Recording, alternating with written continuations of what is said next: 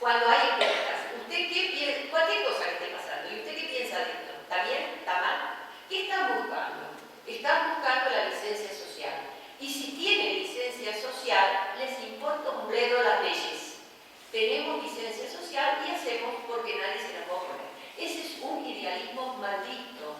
Maldito, porque no se basa en la realidad y se basa en la explotación. Tengan cuidado cuando esto no se vaya, todavía no se hizo, pero se puede llevar al mundo laboral. A ver si este trabajo, incluso la misma definición de trabajo decente puede llegar a eso, que no sea que este trabajo que se crea que es bueno porque tiene licencia social ese grupo de trabajadores para hacerlo. Porque el Estado nunca tiene que desprenderse de su obligación de dirigir al bien común. El Papa dice, al Estado le compete el cuidado y la promoción del bien común de la sociedad, desempeñando un papel fundamental que no puede ser delegado. Hay que exigirle al Estado que cumpla con la ley y que cumpla con la Constitución. Otro idealismo, que también parte de la idea de Hegel, los proyectos más formales que reales. Proyectos que se enmascaran como un bien, por ejemplo lo que decía Margaret Thatcher, hay que flexibilizar el trabajo para no perder los puestos de trabajo, porque si flexibilizamos no perdemos puestos de trabajo. Eso es un proyecto más formal que real, porque después en la práctica se flexibiliza y se pierden los puestos de trabajo. Otro idealismo es los fundamentalismos ahistóricos.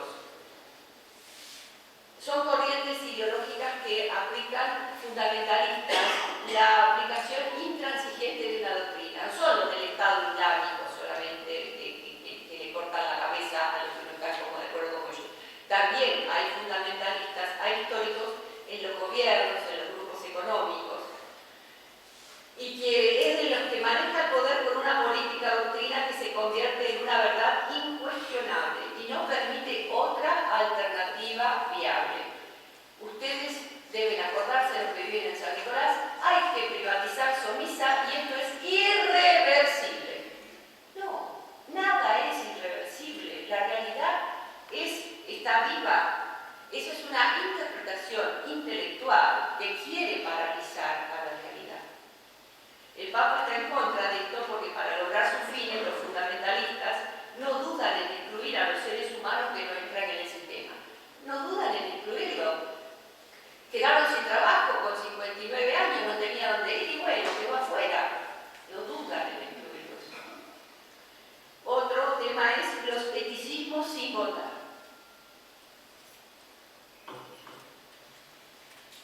Algunos empresarios o políticos nos quieren hacer decir que es bueno determinada cosa, pero para salir un poco del mundo empresario voy a ir al mundo de los niños.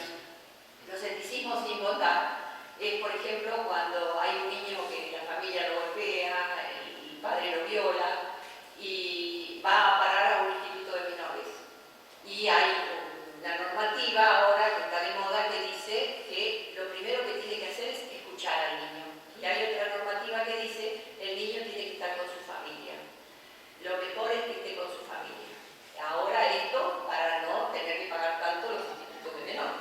Entonces cuando el niño es abusado, golpeado, va a un instituto de menor y está bien y no quiere irse, por ahí viene alguien, asistente social o lo que sea, y lo saca del instituto de menor porque dice, la familia ahora lo quiere, tiene que estar con su familia. Y por más que el niño patalee y grite y llore, lo mismo lo sacan porque hay que, acá no importa que hay que escuchar al niño. Hay que escuchar al niño cuando dice lo que yo quiero que diga, pero cuando no dice lo que yo quiero que diga, no hay que escucharlo. Entonces ese es un eticismo sin votar, porque no mira el bien. Se hacen los éticos, pero para sus propias conveniencias.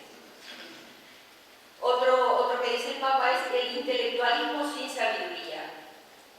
El intelectualismo sin sabiduría es aquellos, por ejemplo, que nos presentan el milagro chino o el milagro brasilero.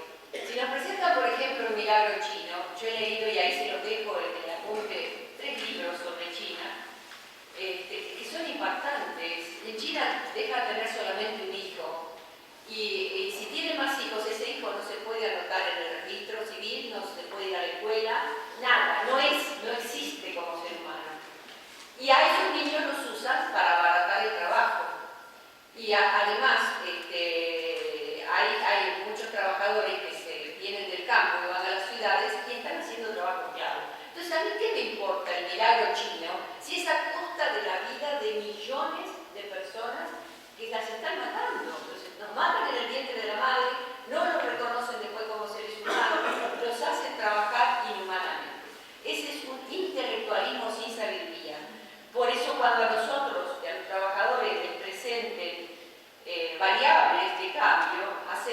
está tratando de no ser engañados por una teoría ajena a la realidad. En Chile esto, en Brasil lo otro, en China lo otro. Y el último de los idealismos, y uno de los más importantes, es el totalitarismo de lo relativo. A fines del siglo XX, o sea, cuando en el año 1980, 1990, aparece esto en contra del estado de bienestar, aparece esta nueva idea. ¿Por qué?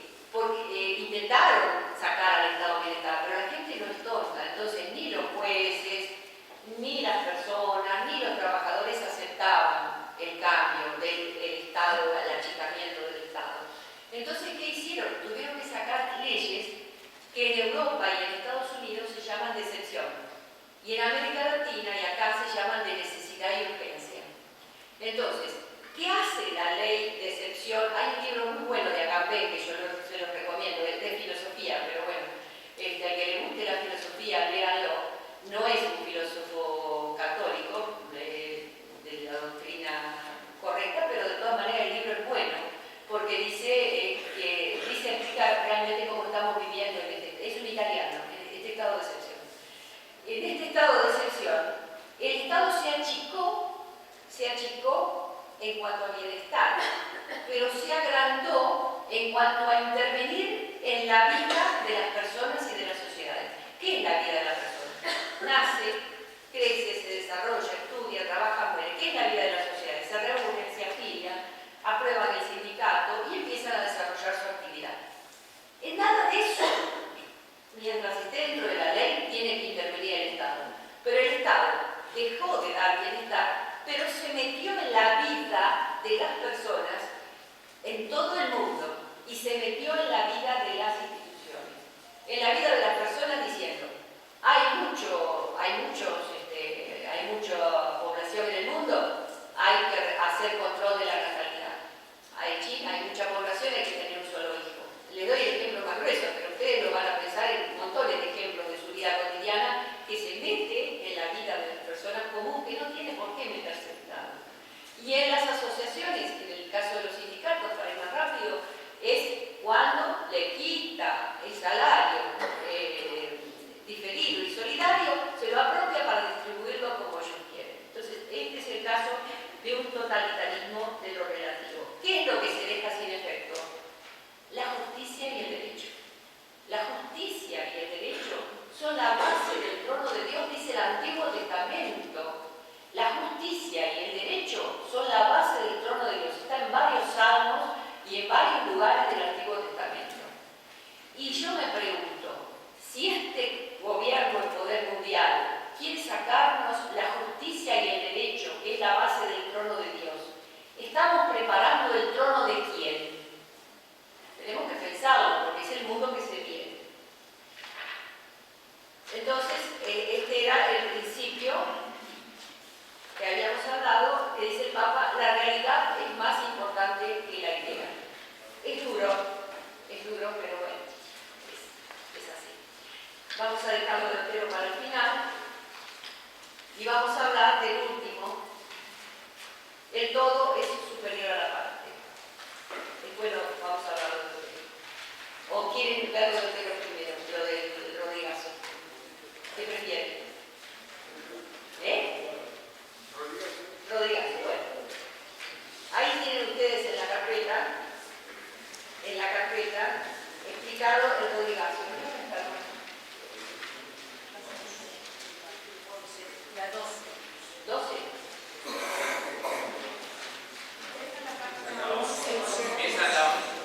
Bueno, cuando se habla de lo que es el Rodrigazo, no lo tengo acá. 11 y 12. Bueno, pero ¿dónde empieza a explicar el Rodrigazo? 11. Bueno, léalo, por favor, y después lo comentamos. Léalo acá, las preguntas.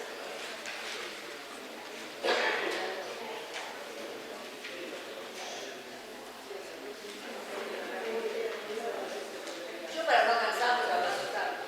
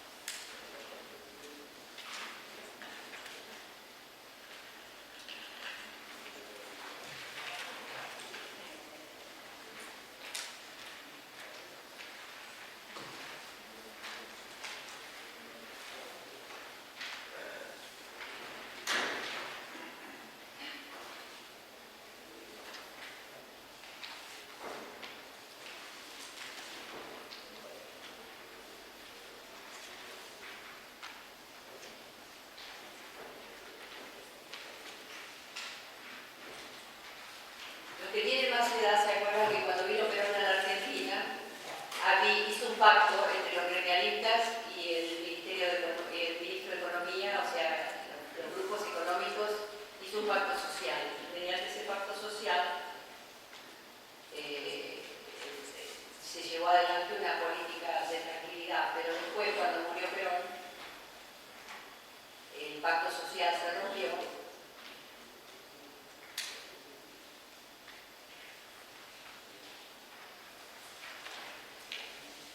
Y cada vez vino peor la situación, unida a que en ese momento había problemas de armas, de violencia armada, ¿no? Entonces viene un grupo de tres, que la sabiduría popular le llama el grupo de los tres chiflados, que es Celestino Rodrigo, que era el ministro de Economía, López Rega, que era ministro de Isabel, y Sin, que era el ideólogo del grupo. ¿Terminaron? Sí.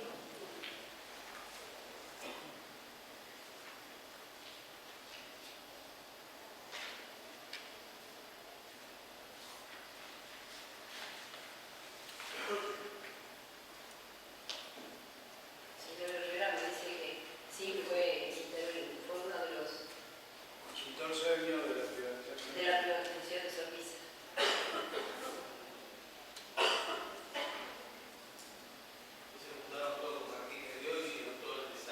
Después, porque él mismo lo escribe en un libro, sí, escribe, lo reconoce mismo en el libro, que él entró en el gobierno de Isabel, fíjense, entró en el gobierno de Perón, peronista, diciéndose peronista, y entró en el gobierno de Isabel para destruir el modelo, destruir la política que se estaba haciendo.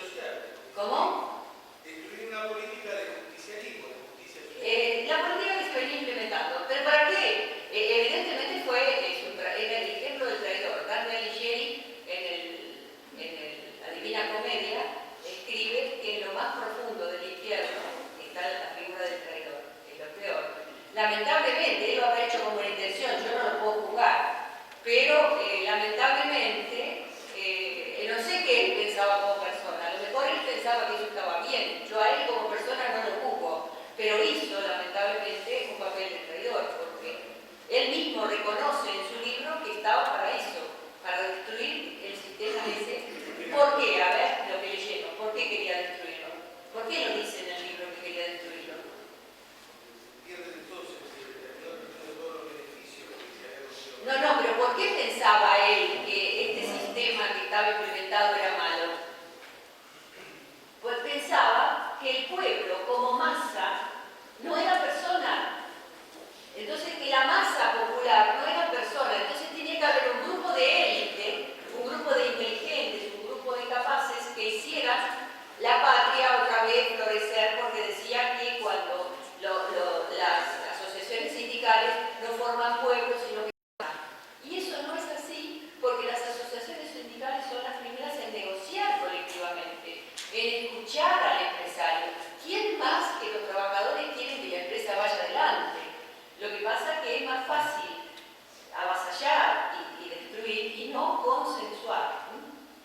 Bueno, después de algo que es muy interesante el ejemplo de sí. ¿Y cómo resolvió el conflicto? Que se debía reformular la democracia, y para reformular la democracia tenía que venir un gobierno militar y destruir todo lo que había. Mediante el liberalismo económico que desaloje de la política al pueblo y por ende a los trabajadores y a los sindicatos. ¿En beneficio de quién? En beneficio de los mercados y de la especulación financiera, que no pasa solo en Argentina. Esto está pasando en todo el mundo, por eso es la preocupación del Papa. Fue una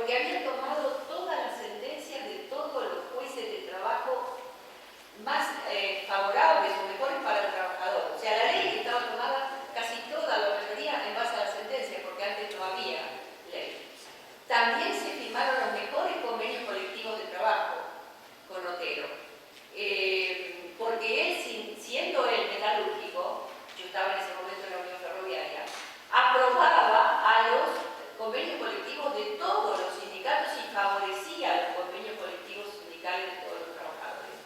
Peter Rotero era un hombre sencillo, humilde, que vivió en su casita y después cuando ocurrió esto, cuando ocurrió el Rodrigazo, él se puso en contra. Incluso algunos dicen que corrió por el lugar del ministerio a alguno para querer trompearlo, porque estaba tan enojado con esta política que lo tomaba como algo muy personal. Bueno, él estuvo en contra, pero lamentablemente no lo escucharon, porque en esa época había muchas campanas. Una campana era Macera, que quería continuar el peronismo y que estaba a favor de la revolución. Otra campana eran los financistas que querían mejorar sus finanzas. Otras eran los bancos. Otras eran las grandes empresas multinacionales que querían tomar el país. Entonces, esa división que hubo en ese momento no permitió que se escuchara la voz de don Ricardo Otero. Eso nos enseña y nos muestra a nosotros que sin unidad no va a haber posible resolución del conflicto. Nos van a querer dividir, nos van a querer separar, nos van a querer destruir mediante la división. Van a generar división, River, Boca, blanco, negro, trabajadores. No, hay que unirse. Y hay que unirse en el todo. Y ese es el punto que sigue.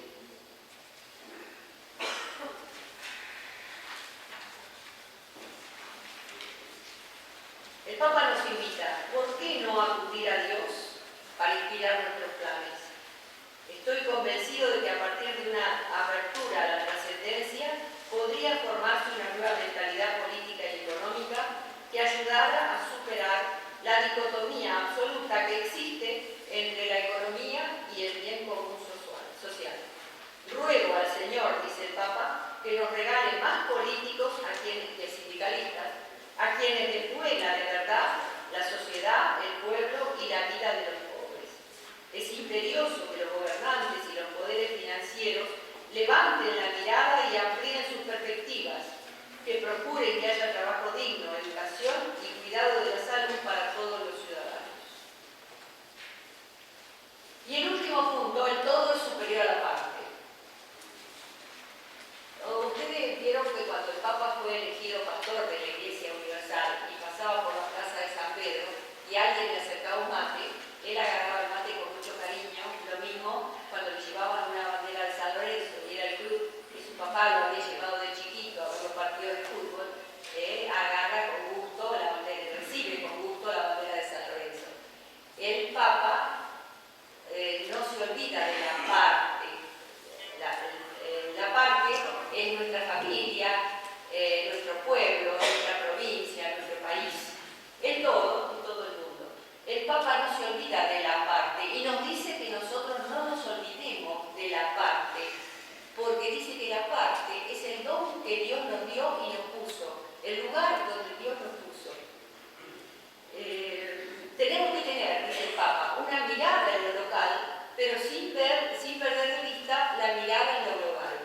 Porque de lo local vamos a tener nuestros problemas, nuestras cuestiones, pero también nos van a ser influenciadas, como estuvimos hablando hasta ahora, con las teorías y cuestiones que nos vienen de afuera, para bien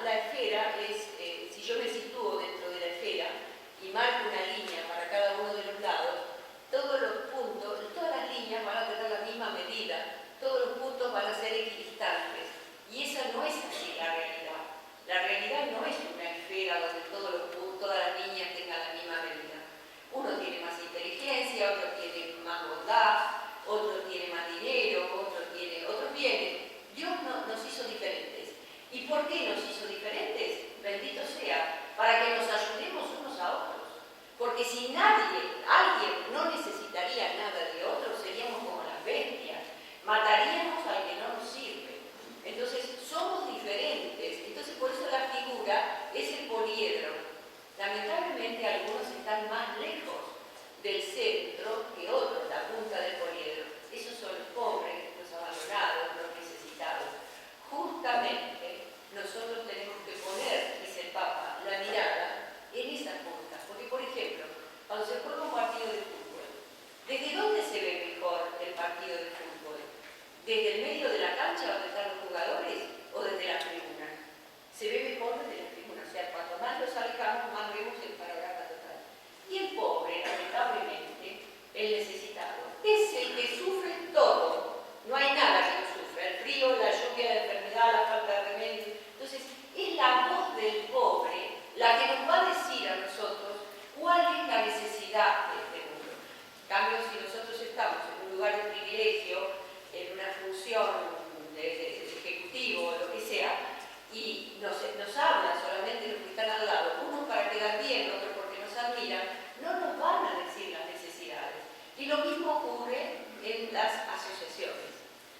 Entonces, por eso el Papa dice que el modelo es el poliedro. Y fíjense, cuando un